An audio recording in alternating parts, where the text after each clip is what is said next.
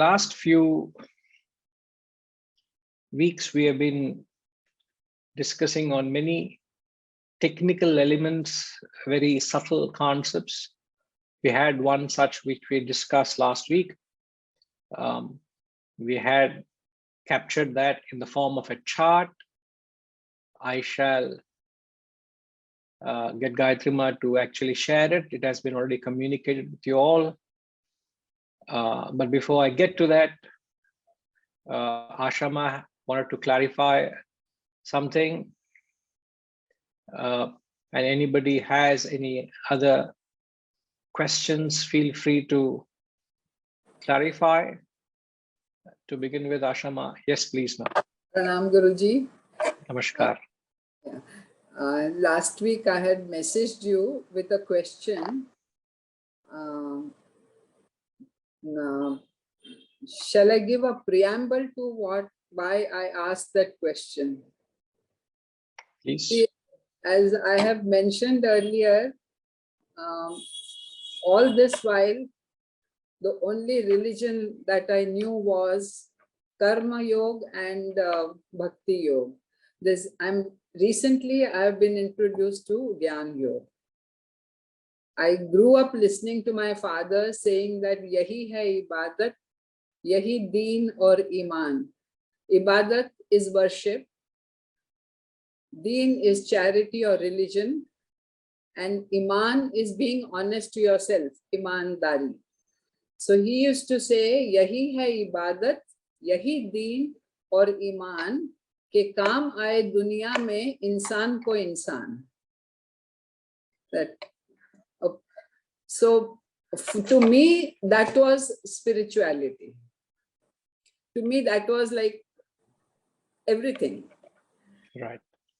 And of course, related to that, karma yoga वगैरह हमने किया. Now, I have come across this term spirituality. So a doubt came to my mind, is it something else other than what I have known all along? And then I came across a word sadhak. Sadhak is a devotee or jo sadhana karta hai. So a good sadhak, how can one be a good sadhak? I mean, is there anything called a bad sadhak? I mean, what I read was spirituality can be understood only by a good sadhak. So that was the question I had asked you. In fact, the preamble you gave me helped me a lot to give my views to the question, because otherwise I'll be shooting in the dark, to be frank with you. Yeah. See, the real backdrop to becoming spiritual. See, what brings us all together is this platform of Jnanam, where we are sharing this knowledge. Yeah. So the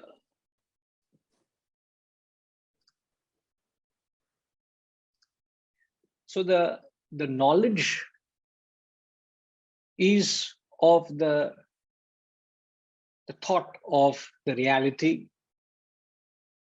The knowledge gives you the highest truths ever known to mankind. So the effort here is to elevate our thoughts to that highest level, right? But what helps the knowledge to appeal? What helps a sadhak to attune to this knowledge is to tune in the frequency, because you need to be attuned to the frequency of the gurus. Now, what is that which helps you is the preamble that you gave, which is you have led a life of karma, as you said you did. I know when you spoke to me at times, you shared how your life throughout you have done so much of seva, unselfish, selfless work. So the preparatory ground which prepares a sadhak to receive this knowledge is karma and bhakti. So if one does not have that feeling of identification to your fellow beings, you must be able to identify not only to your fellow beings, to your fellow creatures. That basic identification with them is bhakti. As we say, love for God is for love for his creation.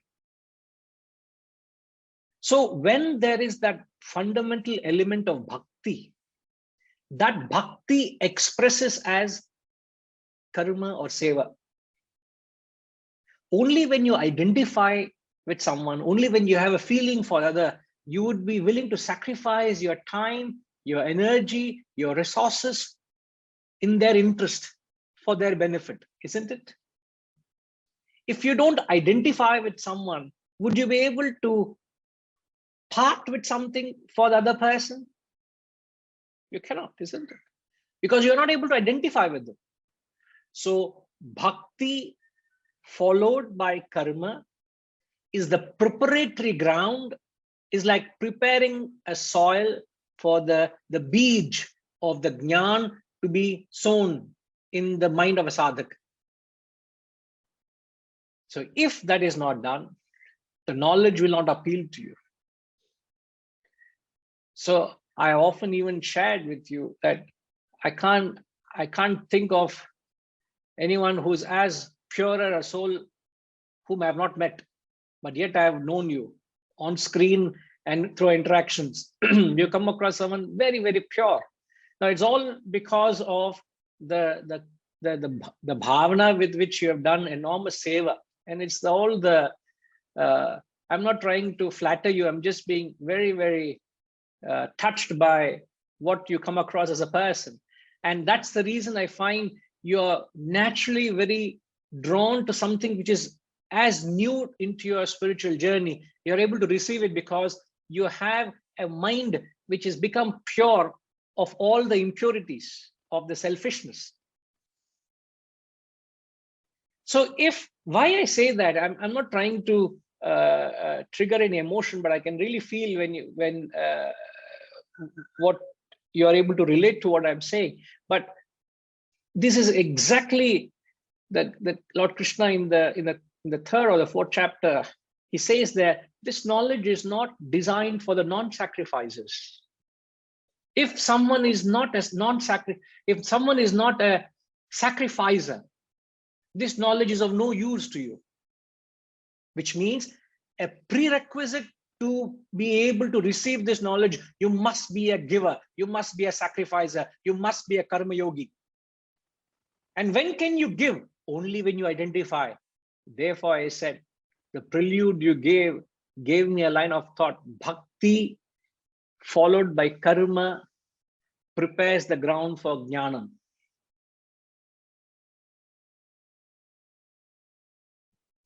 In a day, if I'm spending the first 2 hours in the day, let's say another 3-4 hours in the day for my own study and reflection or parting this knowledge, rest of the time I'm only doing karma and karma and karma. You will not be able to digest the amount of karma that is done.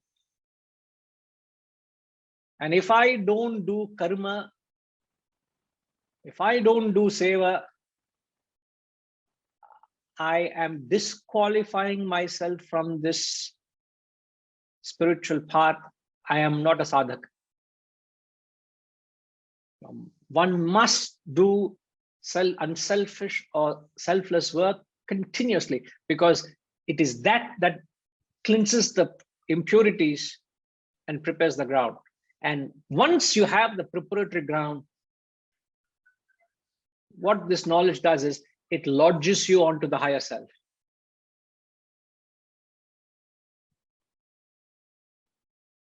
I don't know whether I have answered your question.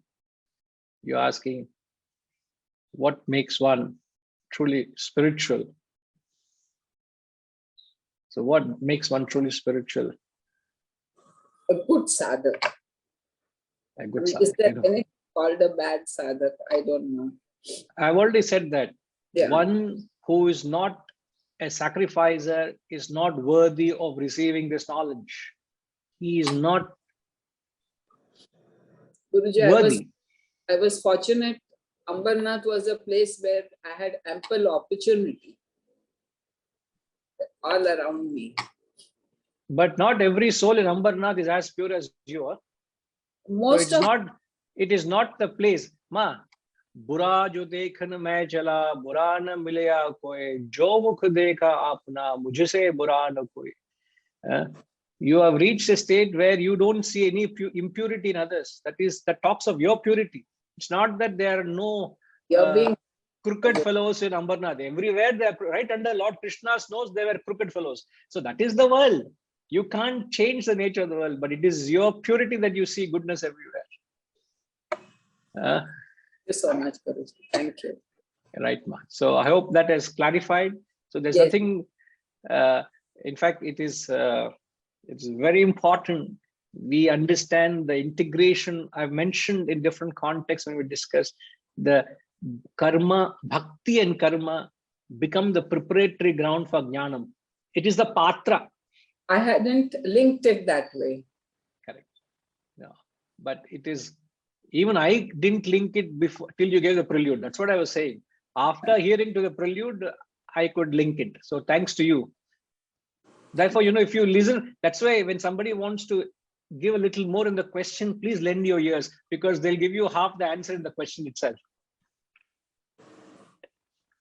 So I've given out my secret. Now you will say, Guruji, this is my limited question. You better think and answer to me. There's one more thing I want to say. This is out of context, but I feel like sharing it. Please, by all means. It will take up a minute or a minute and a half of everybody. Please, by all means. In school, we had a teacher, Rajput sir, we used to call him. And I'm talking of 63, 64 years ago. I was not born. It's okay. I will try to imagine. He was a born teacher. Right. Ambarnath was a small place. We were only 28 students in our class. He never sat in one place. He used to teach us maths and Hindi. Sometimes he would substitute for English. He would be walking between the aisles. So if any of us, maths, if we were doing something wrong or something, we were distracted, he would give a tapli from behind. And then in Ambarnath, we didn't have traffic signals. So when I used to drive to Bombay, we had signals. And sometimes I used to forget to look out for signals. And my husband, he didn't drive, but he would sit with his arm like this. So if I missed a signal, jumped a signal, or yes, I haven't got another tapli. So last week when I asked you this question, and when you replied back, it came as a tapli.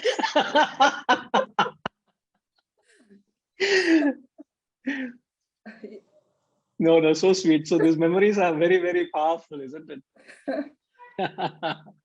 So sweet. Thank you, ma. Thank you. Thank you. Namaskar. Right. So before we take up any further questions from the floor, I would like to ask Gayatri, can you please share the screen of that chart so that we just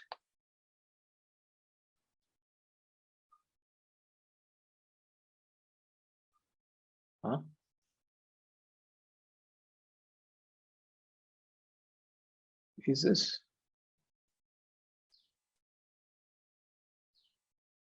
What is Tinky Bharadwaj doing in the chart? Tinky ma, आप वहाँ क्या कर रहे हैं?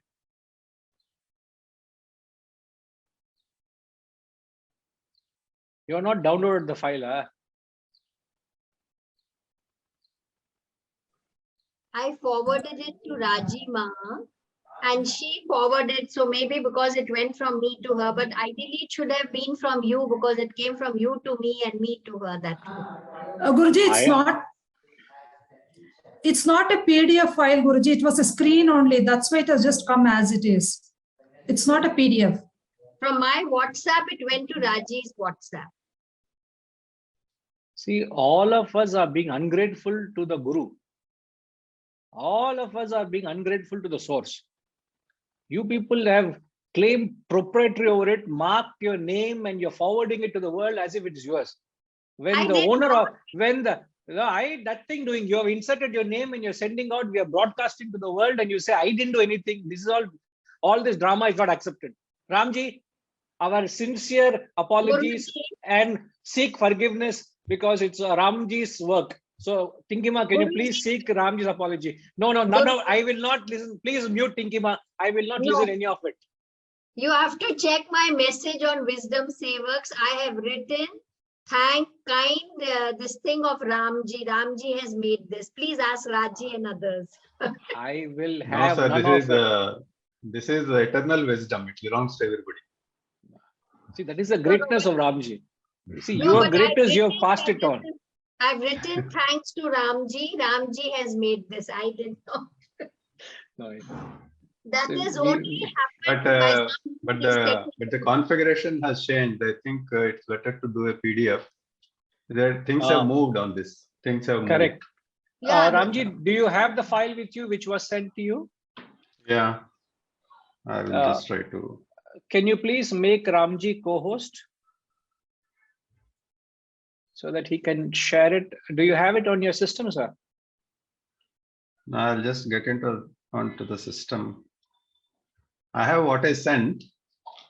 Yeah, it's more or less the same. I will just give him half a minute. Yeah. No problem. No problem. Meanwhile, yes, Hariji, anything?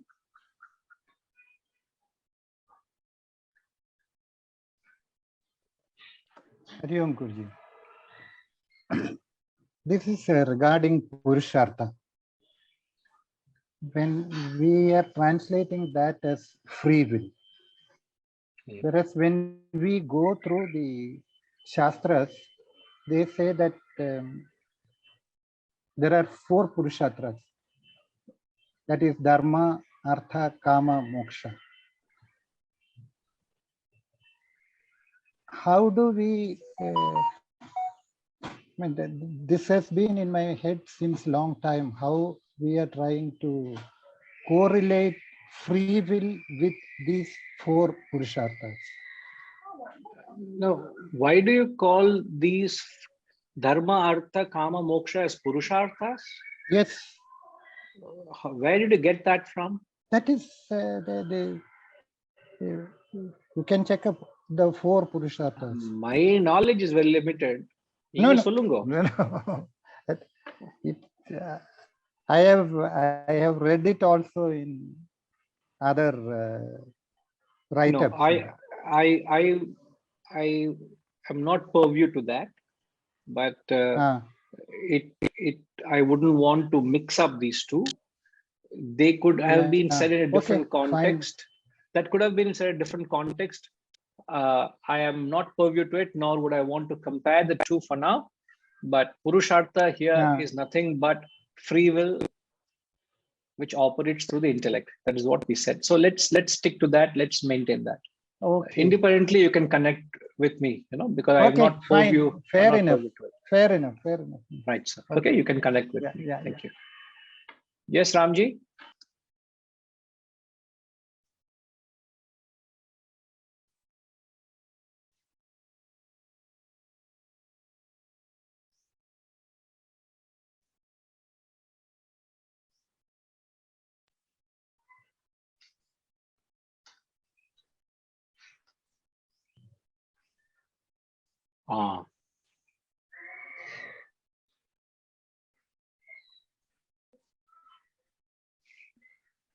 So this is in fact the gist of our discussion, which arose from the question: desire is a plan or a scheme entertained by the intellect. That was the question. Am I right, Ramji? Yes, sir. Yes. Right.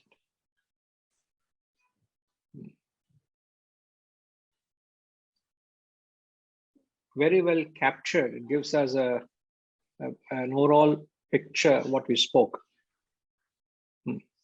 Now, leaving the chart as it is, anybody has any clarifications on this?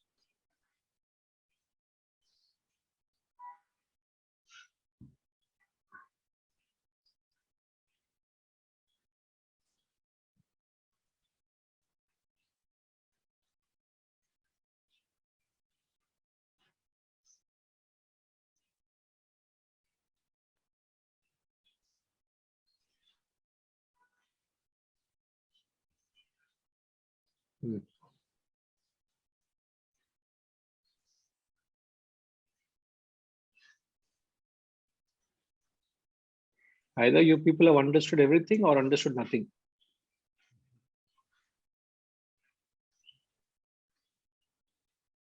Padminima?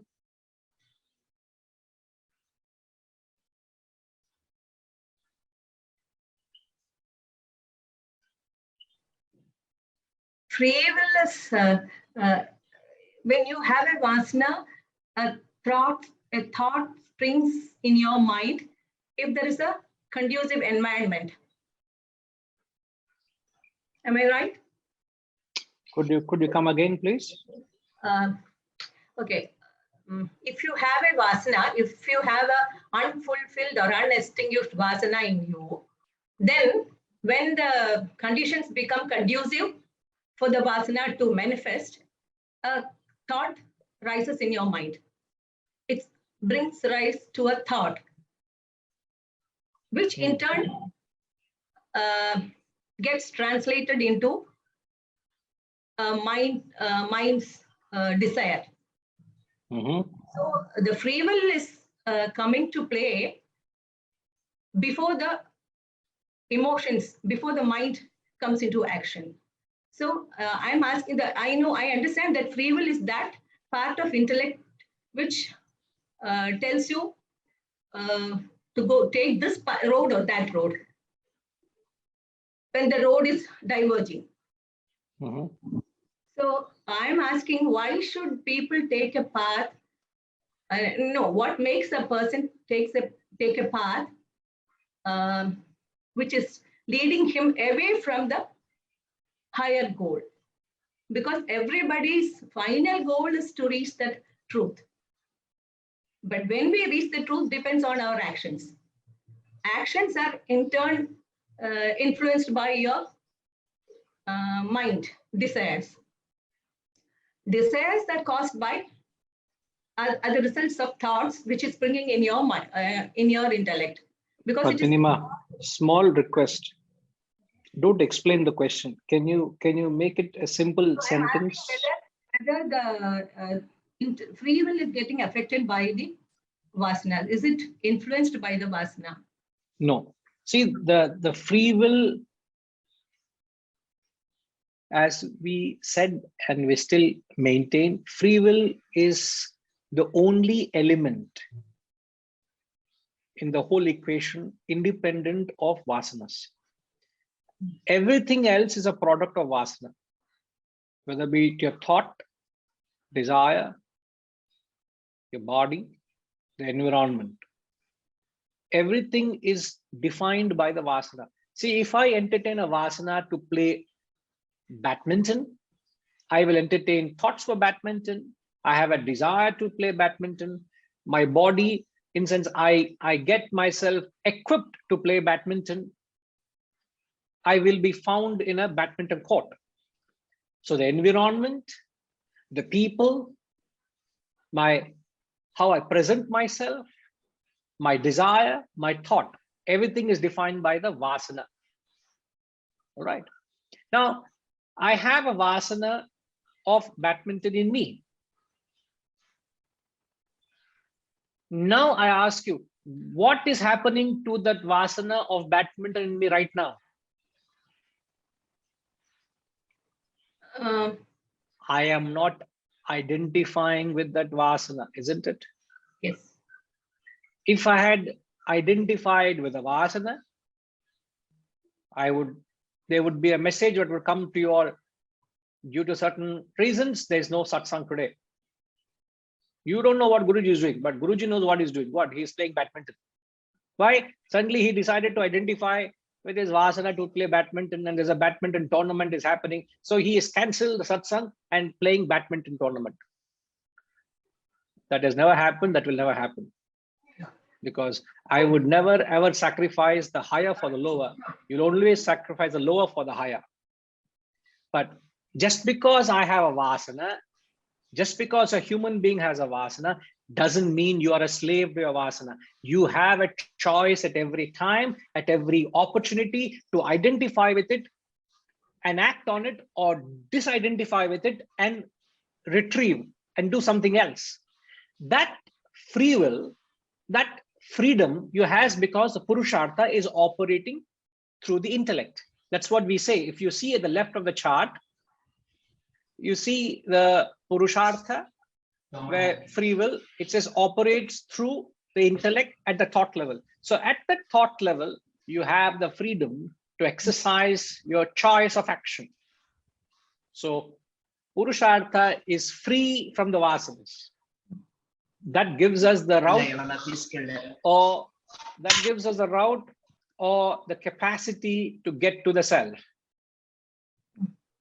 Okay. Right. You get it. So nothing influences Purushartha. It's a free will, it's independent factor. All right, ma?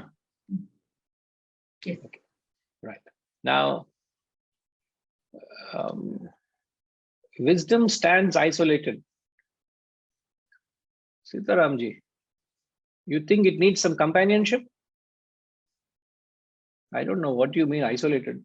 Wow, No, I know you feel very sorry for wisdom, huh? It's got no linkage to anything else. It's not linked to no arrows to, because every other thing, every other box has got some arrow somewhere here or there. The poor thing. No, we'll ask the author. Author? Yeah, correct. It's best we get to the source, no? Actually, if you eliminate all links, then that is wisdom.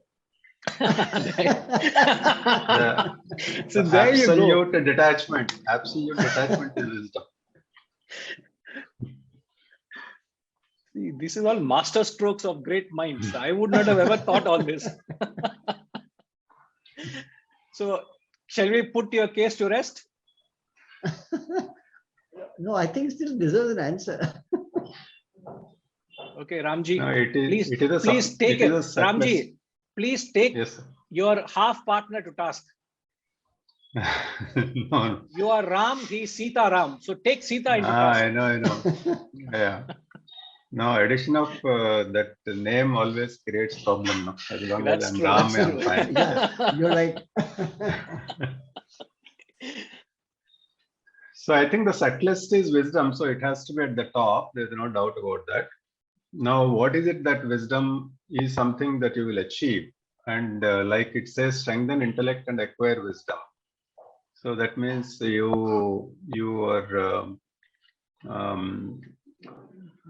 basically you are working on through your intellect to achieve wisdom, to reach that wisdom, level of wisdom. But in between there is vasanas. So you have to burn them or you have to exhaust them if you have to reach that level of wisdom. So I don't know whether we can show some link somewhere, but I think that is the final objective that we have to reach. But maybe if there is a way of representing it diagrammatically, we can think of that. Now, I can understand what Sitaramji is saying. I don't know whether you caught what Ramji is mentioning. See, we said the void next to it creates an imperfection or unfulfillment, right? But when the void is filled, it expresses as wisdom. We did mention that. So wisdom is an expression of fulfillment or satisfaction or contentment within, which is effacement of the void. The void disappears or it gets nullified. But we have not created a chart or a reason of continuity there, but it is just, as rightly said, it is just mentioned as a matter of that which stands above ignorance. If you see the order at gross to subtle, above ignorance of asanas is wisdom. which when you gain wisdom, you've conquered your vasanas or ignorance. So that's the hierarchy, which is gross to subtle, that's being presented there. Is it intellect? Is it wisdom more or less synonymous with intellect? You can say so. Yeah, because that's what I mean in the last class. That's what I had written as a note, that intellect is more or less wisdom, because it's a wisdom which tells the intellect to with the Purusharth to either accept the thought or reject the thought at that stage. Correct. Itself. Correct. So Correct. to that extent, wisdom is a combination of intellect and Purushartha. That's the reason we gave a route, no, which says that wisdom, how does it express? It expresses as a free will operating through intellect. Yeah. So, So that so connection there is should be on that side. Yeah. Yeah, it is there. There is an unseen connection, but there is a connection. Yeah. Okay. Yeah. Okay, we can show that actually. Yeah, maybe. Yeah. Right. So it Okay. is intellect with Purushartha. I mean, which that small box says strengthen intellect and acquire wisdom. Yes. So there is that connection there. Yeah. Okay, sir. So that All right. wisdom actually is somewhere there. Yeah. All right. Thanks, Guru. Most welcome. Right, sir. Ushama.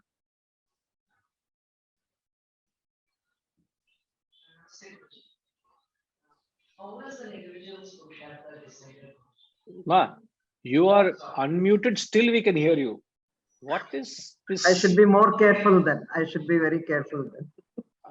Correct. That I have to tell you. I was wanting to tell you a long time, but now you have only picked it up. Yes, ma'am. So, how is an individual's Purushartha decided, Guruji?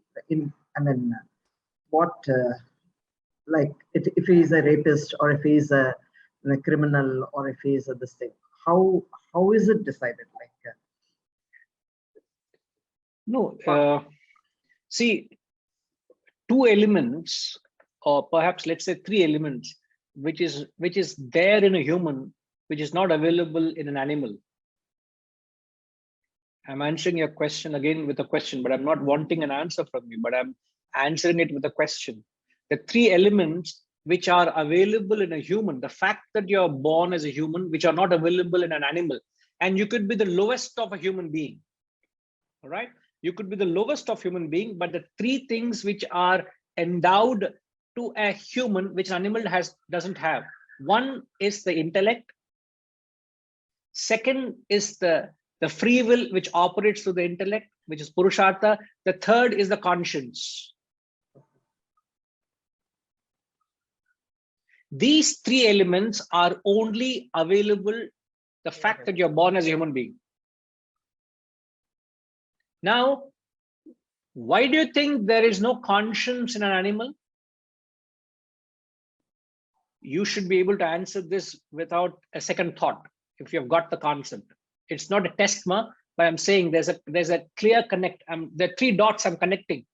The 3 points are, what did you write down, ma? intellect, Purushartha, free will or Purushartha, and conscience.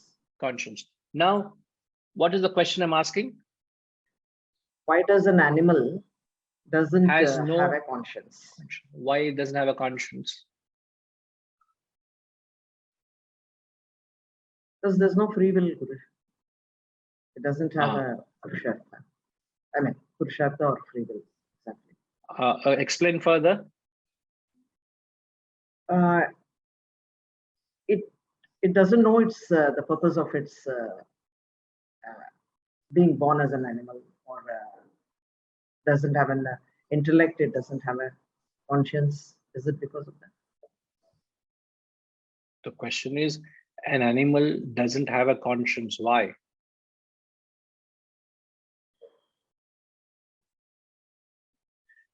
You're almost there, because an animal doesn't have a choice of action.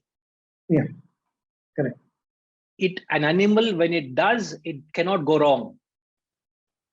As Padminima has rightly said, it is pre-programmed.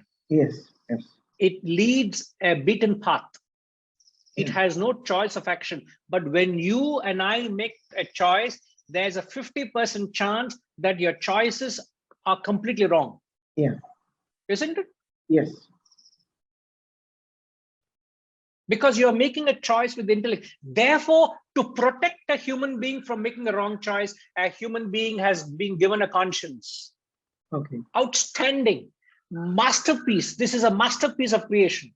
So somebody who created a human being has given the vasanas, has given the choice to deal with the vasanas, and has given the conscience to ensure your choices are made correct, which is not available to an animal. So an animal has got vasanas and it just does what it has to do. And when it does what it has to do, it is true to its nature. A carnivore will kill. A carnivore will never sit back and say, oh, maybe I should consider becoming a vegan. Yeah. Or maybe a vegetarian to begin with. No carnivore will sit and look back at his life and say, why am I killing this mercilessly, these innocent creatures? No, it will not. There is no conscience. There is no going wrong in an animal. So to answer your question, how is it different from person to person, and how is it that Purushartha is born, or what is it that one should do to do anything to it? Every human being, the fact that you're born as a human, you will have an intellect, you will have Purushartha, you will have a conscience. That differentiates you from an animal. And even the lowest of men will have this. There's nothing you need to do to tamper it. All you need to do is allow that Purushartha to express, to bloom through the faculty of the intellect. And that's what this knowledge, that's where effort comes in. If nothing has to be done, then all of us are Mahatmas, isn't it? Or Mahatmans. We are not like that, isn't it? So we all need to strive and attain that state. And the effort is with this knowledge. But it's a masterpiece, isn't it? Yeah, really, Guruji. The three things. Can't imagine. Yeah. I am myself baffled. I said that. It's not me saying. It is the wisdom that is expressing. Amazing. I couldn't relate to it. When I say I couldn't relate to it, it is so beautifully in place when it's said. The intellect, Purushartha, and the conscience. Animals don't have conscience because they don't have a choice of action. Master stroke, that is. Right. Perfect. Soumyama is asking, in chronological order, which comes first, free will or vasana? A very good question, Soumyama. If you see which comes first, in fact, vasana and Purushartha, free will, are that which runs parallel. They both are there at the same time. It's not that this came first and that comes next. No, both are parallel.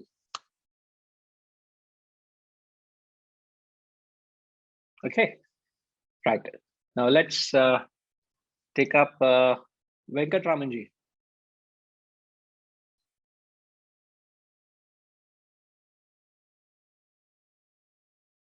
Sir, could you please? Yeah. Oh, yeah. Okay. Hari Om Yes, Guruji. My question got answered when we were discussing about wisdom, because I was thinking that void gives rise to vasana. So when is it an individual is completely void free? So that question got answered when the discussions were happening with Ram sir and Sitaraman sir. So please help me also understand, sir. No, when void gives rise to vasana, so what I understood when these discussions were happening is, when one attains that kind of a wisdom, obviously then there are no voids in life and there are no unfulfillments, and hence the vasanas will not come. Vasanas are only there when there is a void in our life. So I understood it that during the course of discussions. All right, sir. Perfect. Thank you. Rest is clear? Yeah, rest is clear. So I was looking at the root of the problem. If that itself is not there, then the rest would not follow. So, but then to attain that, it is a big journey. Yes. Thank you. Thank you, Ji. Yeah. Ha, Sitaramji. I have a couple of clarifications, Guruji. One is that, is everybody born with the same amount of Purushartha? In a sense, because you see different people in our lives who exercise their free will in different strengths, say. Some exercise it sometimes, some exercise all the time. The attained ones exercise the Purushartha to a large extent, and hence they're able to achieve what they achieve. So is everybody born with the same Purushartha, or there's a difference in that strength of the Purushartha? No, I've repeated it. I'm reiterating it. It is the same. It is the same. Huh? I have to mute you, Jay. I thought I'm the only one talking, but many people are talking at the same time. So, right. Now, I'm repeating and reiterating that Purushartha is the same in everyone. It doesn't change. Now, what is the more staggering concept is even a person who devolves also is using his Purushartha. Where are you? Suddenly you disappeared. Okay, can we remove the chart, please, for once? Ramji, could you stop sharing? We can have it back if required be. So where are you? Ah, there you are. Okay. Sir, are you able to follow me? Even a person who is spiritually devolving also is putting in that free will because he is consciously making wrong decisions, which is not possible in an animal. An animal can neither evolve nor devolve because it has no intellect. It cannot put in conscious effort. So even devolution is conscious effort because it comes out of a choice, and choice comes through free will. Because at the time you're devolving, you also have a choice to evolve, isn't it? But I choose to devolve. Isn't that free will? So even the lowest of men are operating on the same free will as the most evolved and the wisest of soul are evolving through their own free will. It's just that they have that extra wisdom or clarity of thought to be able to have that, make the right choice at the right time. It's all the difference. But Purushartha is the same. There's nothing that changes in that. That's my answer to the first question. The second one, sir, please. Yeah, the second one is more of a subtle one in the sense, in that block it was mentioned that the void gives rise to vasanas. Ramji, can you share again, please? Void gives rise to? Vasanas. Oh, yes. Void gives rise to vasana. Yes. As you just mentioned, that vasanas and the Purushartha, they are in this chronological order, they come first. So to that extent, my understanding is, correct me if I'm wrong, that we already have certain vasanas.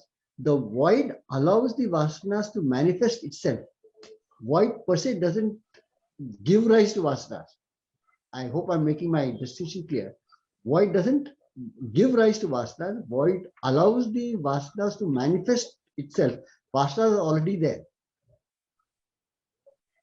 Why did the vasana, where was it born from? When you are born, you come with your vasanas. No. No, I'm not talking of birth of a being. I'm talking of the birth of the vasana.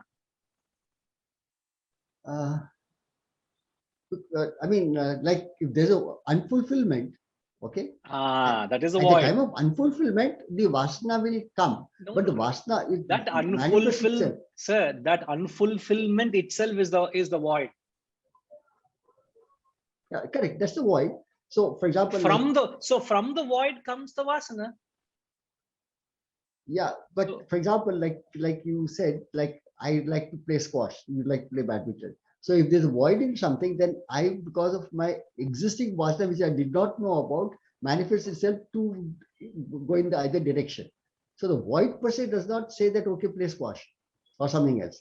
You already have it. So the void in me creates a frustration if I'm, let's say, for some health reason, I'm not able to play badminton for next 6 months. Does it cause a frustration in me? Does it cause a restlessness in me? If it is, that is my void. That is my spiritual emptiness that is creating a frustration when something is lost. something is taken away from me, that void is evident because the vasana is overpowering me. The vasana or lack of experience is frustrating me. I'm not able to travel. I'm not able to do this. I'm not able to do that. Many people were frustrated, suppressed peoples. Why? Because they don't have the spiritual maturity to be introverted. Just because you are taken to a particular sport or an activity doesn't mean you're a slave to a vasana. Right. You get it? But yet the vasanas, a person is born, a vasana is not born, sorry. Vasanas are created only because of a void. It comes from a void. It's not that the vasana is pre-existing. That existing is because it has generated somewhere. It originated somewhere.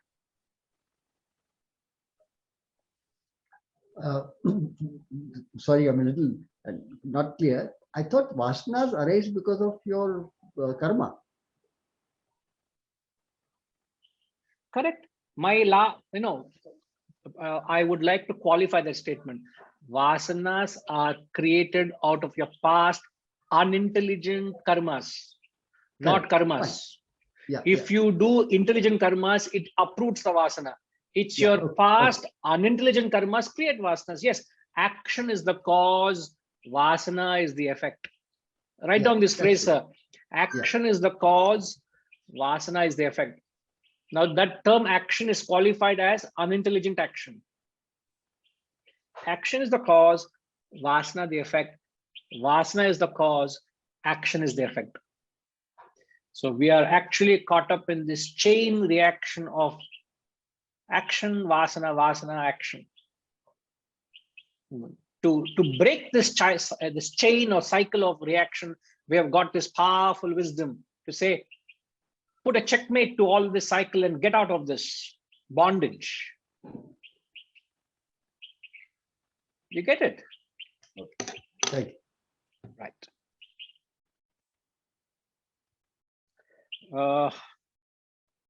Swamyama is asking, Guruji, has Purushartha got anything to do with subtle intellect?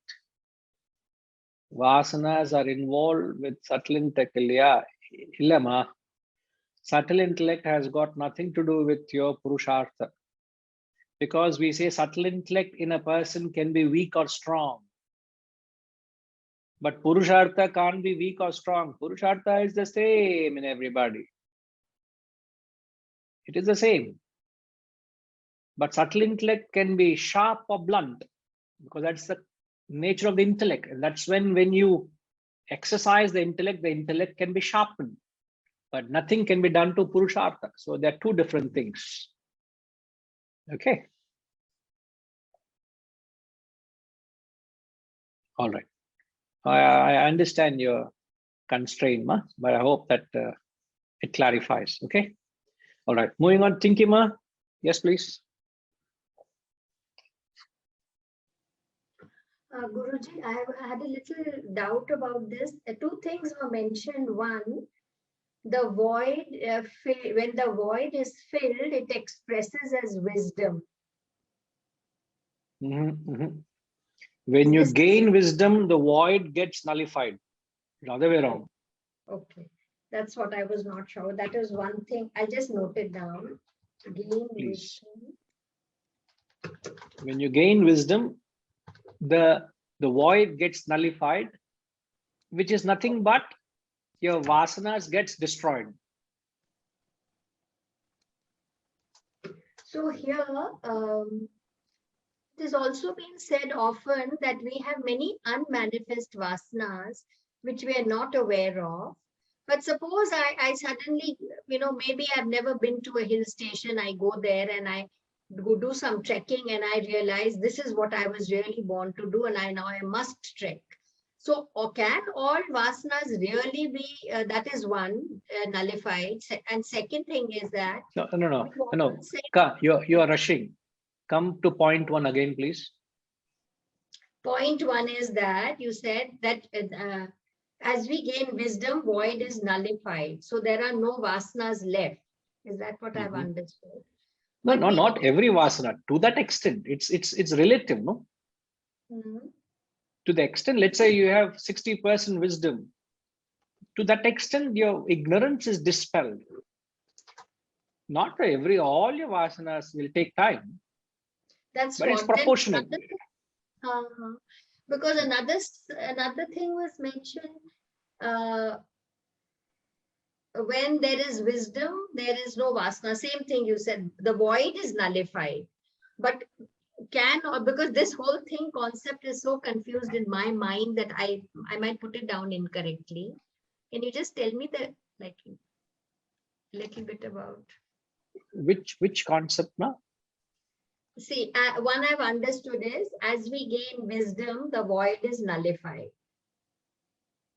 So the vasanas are partially destroyed to the extent that one gains wisdom.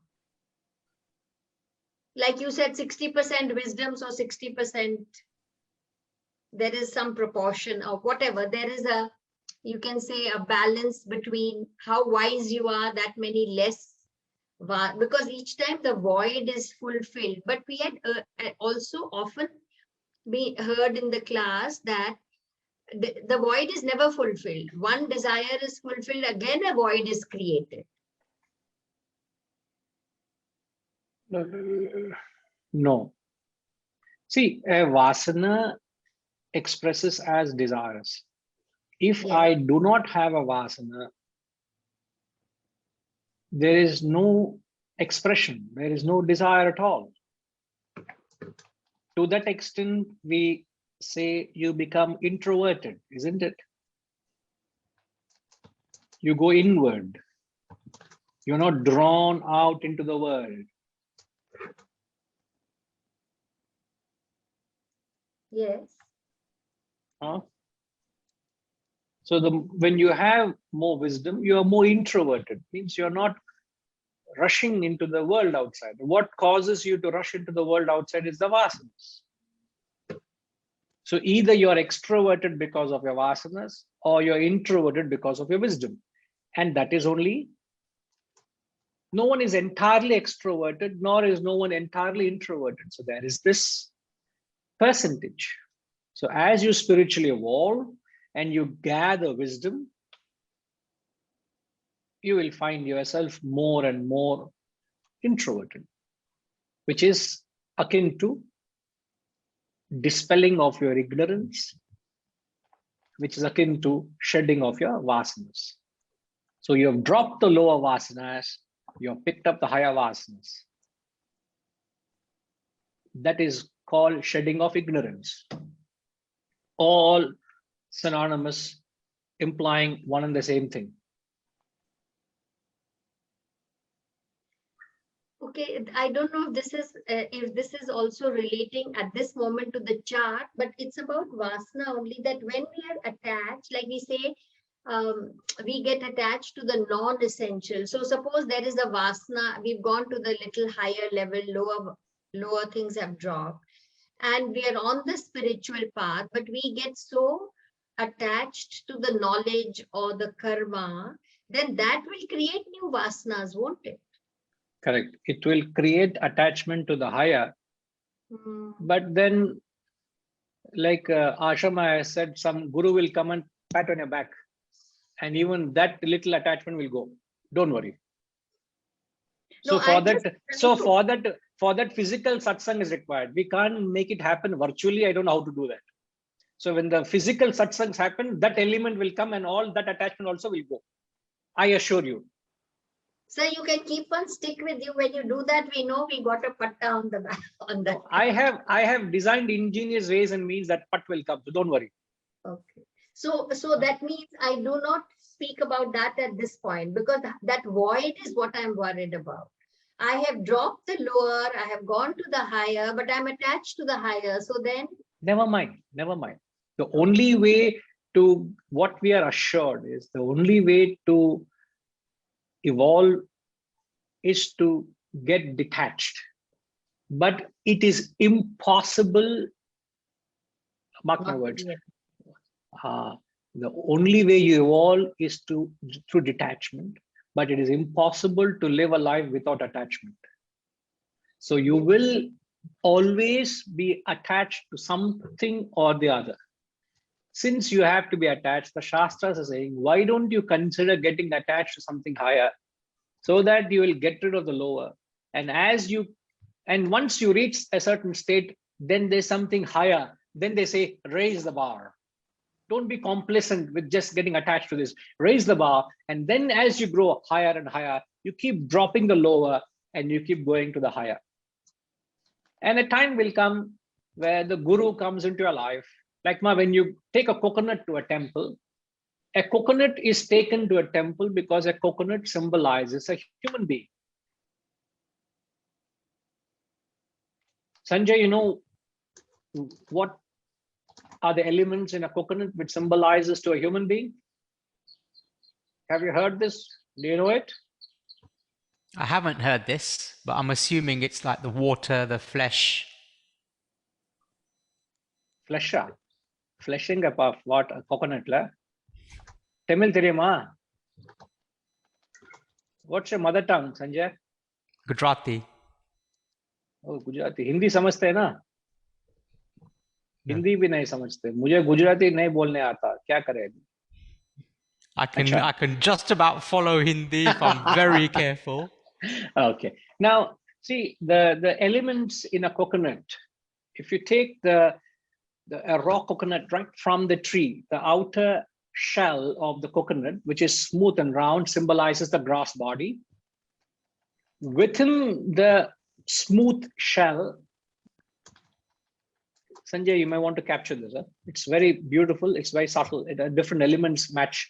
The outer layer is the soft, smooth texture, which refers to the grass body. Within are the matted locks. The coir, which is very tightly knit, refers to the subtle body, the mind and its attachments and desires. So whenever you're trying to peel a coconut, you've got to put an extraordinary effort. If you don't have the right tool, you'll struggle. So the extraction of the coir, which is tightly knit and which is held to the shell. The shell refers to the causal body. The shell is the causal body. The coir which holds on to it is the subtle body, which is the mind, desires, and its attachments. The outer body of the coconut is the grass body. Now, when you take the coconut to a temple, how do you do in UK? Do you take the whole coconut or you remove the coir completely? We take the whole coconut with the coir. And you expect the pujari to break his head to rack the coconut up? How is the pujari going to open up the coconut if you take the whole coconut, man?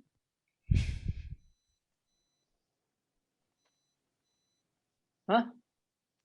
You take the whole coconut, the raw coconut, the whole coconut without the coir, or you remove the coir?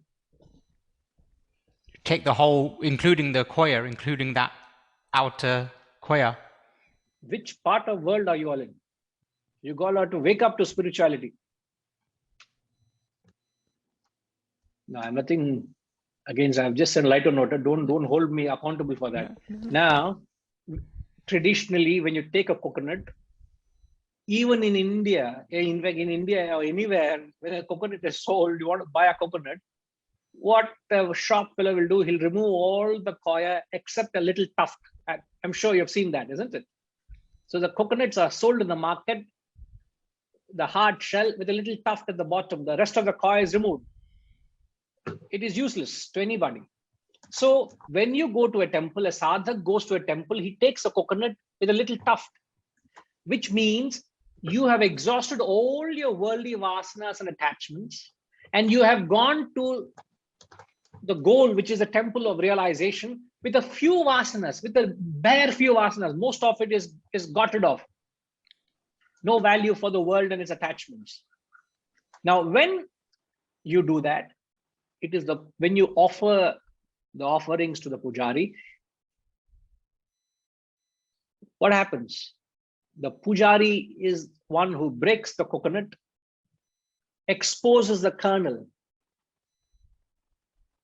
which is the Atman, to the reality, which is the God. Means it's the merger of the individual self to totality. And then he removes the kaya. And when you remove the kaya, what do you notice? You notice 3 dots. The 3 dots symbolizes the 2 eyes and the 3rd eye, which is the jnana chakshu. It is the opening of the 3rd eye, the eye of wisdom. And that symbolizes you've broken the ego and the union of the individual with the self. So I brought this context in the context of Tinkima. What happens to my attachment to the higher? Don't worry. As you go higher and higher, the topmost attachment, the Guru takes care of. But what you need to do is, you come to that point where the famous verse in the Gita which says, Sarva Dharman Parityajya Mamekam Sharanam Raja Aham Tva Sarva Papebhyaha Mokshayishami Ma Suchaha. So I will give you moksha, Ma Shuchaha.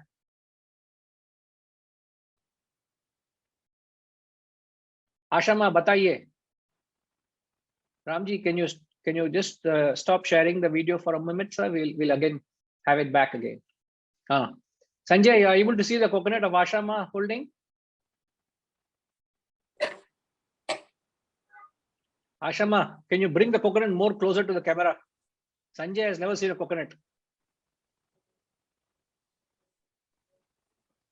So the tuft symbolizes, don't remove the tuft, then you can't offer it to the, see, no temple, nobody in the house also would offer a coconut to the temple, in the puja without the tuft. So tuft is essential. And Sanjay, I just want you to reiterate the point I made. Thanks, Ashama, so sweet of you. So Sanjay, can you tell me what is the symbolism of the tuft?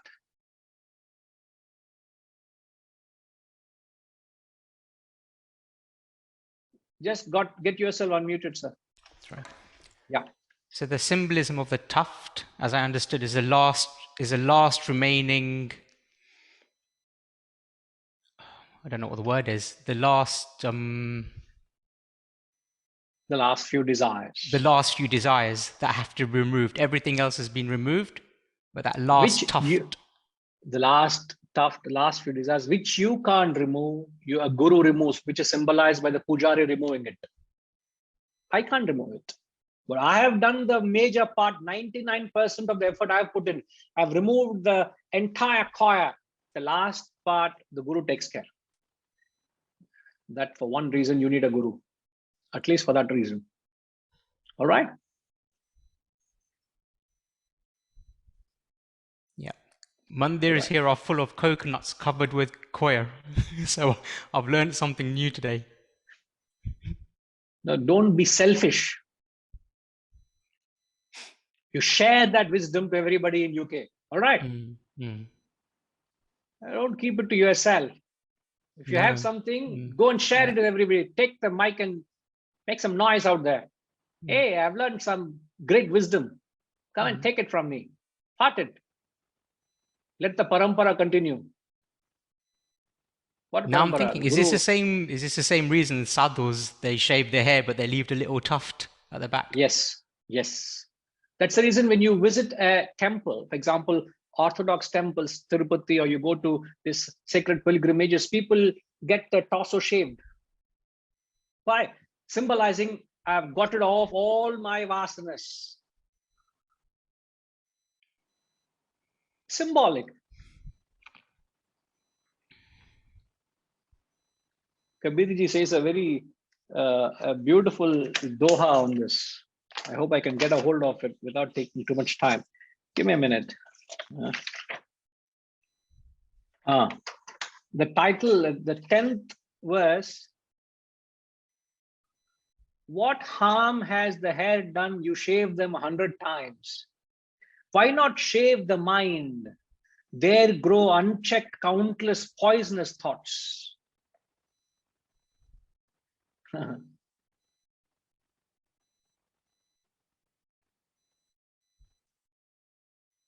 don't want to get into the singing because I'm not getting the tune of it. Never mind. But that's the philosophy is so universally spread. All great thinkers thought alike.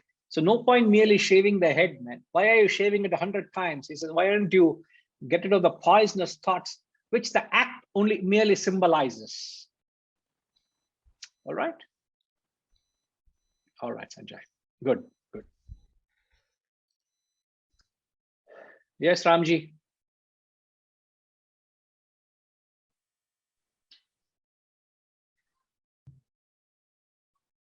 Yes, sir, you want me to show it again?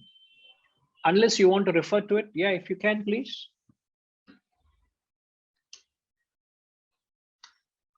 Are you commented? Is there anything that you're seeking, sir? No, no. No. Okay. No. Okay. You're just capturing what was said. Yeah. I will just capture. Okay. So I will remove this. Yeah. Yes, sir. Yes, Venkatramji. The coconut example is very, very profound. So every Hindu must actually know why is a coconut is a chosen fruit that is taken as an offering to the Lord. It's very, very profound. Yeah, I mean, it has been a new learning for me. I never understood the logic of why that small tuft is kept, and always we were told that no, you should not take that, and you should not offer to the God. But thank you so much. At least I will give this wisdom to my family here to start with. I mean, Yeah. absolutely profound. Yeah. Thank you so much. Really nice. Yes. Yeah. Thank you. Right. Ushama, there's another interpretation of the water. Water can also symbolize the desires and the vasanas. So when you allow the coconut without breaking the shell, when you allow the coconut taken off the tree and you leave it for a while, when the water dries up, the kernel, the fleshy kernel, the white coconut which is consumed, that separates from the hard shell. So the water is the vasanas. Second interpretation, the water is the vasanas. It is the vasanas that keeps the kernel intact to the shell, which is the individuality, the ego. But once the vasanas are exhausted, the ego, the individuality gets separated from the kernel, which is the self. That symbolizes the union. And when do you know when it's separated? Without breaking the coconut, if you were to ever take and you shake it, you will hear rattling noise of the shell, which contains the kernel, which is separated. And that happens only when the water, which is the vasanas that are completely dried up or exhausted.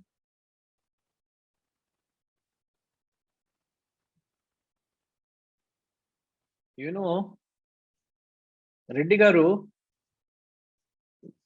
I am getting my, if you put, any one of you put your hand on my heart, my heartbeat is rising, Check, Pranam sir, you check my pulse, it's very high, because I can't escape anything on this classroom. Everything is questioned and I am being tested. So my blood pressure and heartbeat is rising. Yo. I could able to walk. You have been like a diagram in the chat. You have been arrows are playing in all the directions. Sir, I am like playing. What do they play in some board? What game is that? Dart. I am like the dart board, and you all throwing darts at me. I don't know about that, but I visualize like Abhimanyu. What Abhimanyu? He's trying to figure it out and try to find it out and try to defense it out and try to give it a wisdom in all the directions. I hope I made sense. That's all I can say. Very, very interesting and amazing session today. In fact, like Venkataraman was mentioning that there's so many unknown things, like coconut is the one which is really made. We are making any rituals without knowing why we are doing, what was the real cause and reason for that sort of a thing.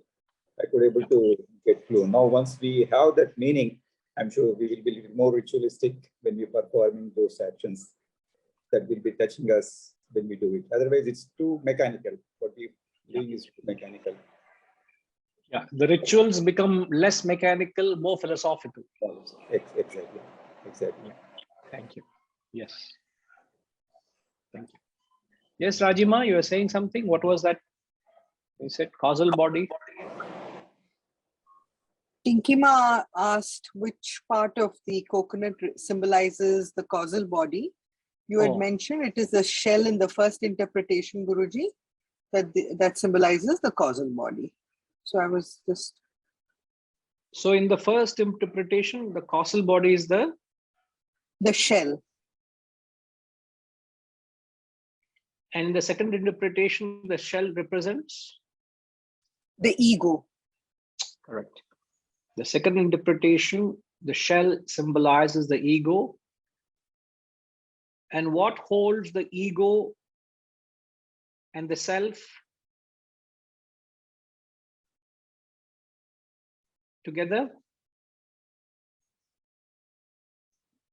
Inna Shivaji? Question is, what holds the Vasanas. Question, Inna sir? What holds the shell to the kernel to the shell? What holds the kernel to the shell? The kernel here is the Atman, the self. Kernel is the Atman. Yeah. The and water the shell is the water shell is the Vasanas. Yeah. The water is the Vasanas. The shell is? Outer shell is the body, gross body. No. In the second interpretation, sir. In the second interpretation, the shell is the ego. Ego. Shell is the ego. The water is the Vasanas. Vasanas, yes. Okay. So what holds the Vasanas? So what holds the shell and the kernel together is the Vasanas. Vasanas. Isn't it? Yes. So what is the definition of a human being?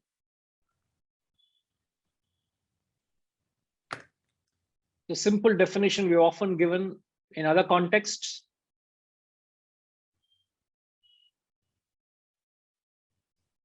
Gayatri Ma, Tiri Ma.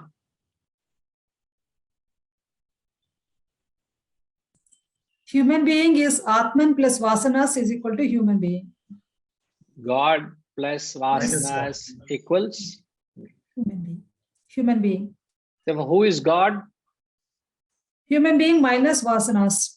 Human being minus Vasanas. So when the Vasanas, in the second interpretation, the Vasanas is the? Water. When the water dries up, what happens? The kernel dries up. The kernel dries up and separates from the ego. Shell. The shell, the ego. So when you break the shell, the ego, the kernel remains intact.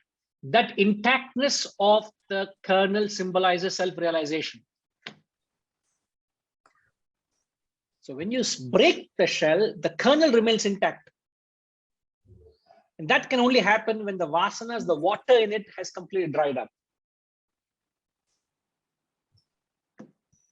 See, we are struggling to even understand and fathom. Can you imagine how these gurus had the foresight and the ingenuity to compare it and find this as an apt fruit, as an offering to the Lord? You don't take a pumpkin, you don't take a watermelon, you don't take a muskmelon, but you only take a coconut. Why? Because it has that apt. So a coconut symbolizes a human. In fact, even the way a temple, an Orthodox temple is designed, exactly symbolizes a structure of a human being. Even a temple, a structure of how a temple is constructed, an Orthodox temple, not modern temples. Orthodox temple is constructed is exactly the way a human being is constituted of. I will get to it perhaps another day, because it will take a little time. But there's a lot to process. I'm glad we could get a chance to bring up the chart. Take a note of it, keep it for your further record, future record, reference. We'll come back. We'll get on with the text next week. Okay.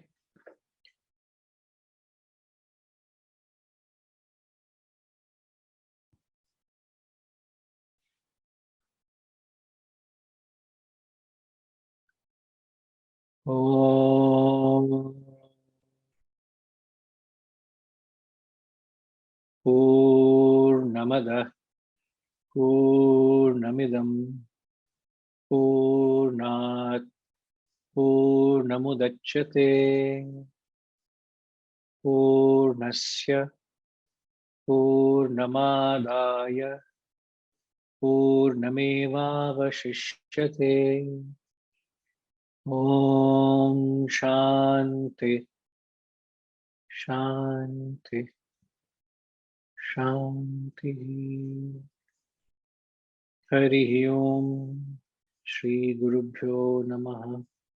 Hari Om.